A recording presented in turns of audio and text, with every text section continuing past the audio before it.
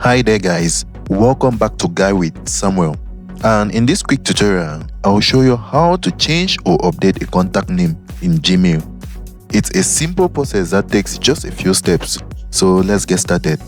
First, launch your Gmail account in your desktop browser and sign in if you haven't already. Now, look towards the top right corner of the screen and click on Google Apps icon.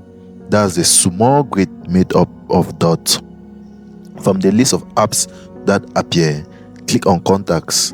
This will open a new tab with your full contacts using Google Contacts. Next, scroll through the list and find the persons whose name you want to edit. Once you spot them, hover over their name and you'll see several icons show up on the right. Go ahead and click the pencil icon, which represents the edit function. This takes you to their contact details page. At the top, you'll see their current name. Simply click on that and update the name however you want.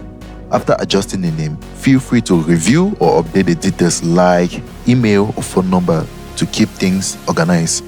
Once you're done, scroll down and click the save button, usually at the bottom right. And that's it, the contact's name is now successfully updated. Always remember guys, if you manage multiple contacts for work or project, consider adding a label or custom note to make searching them easier.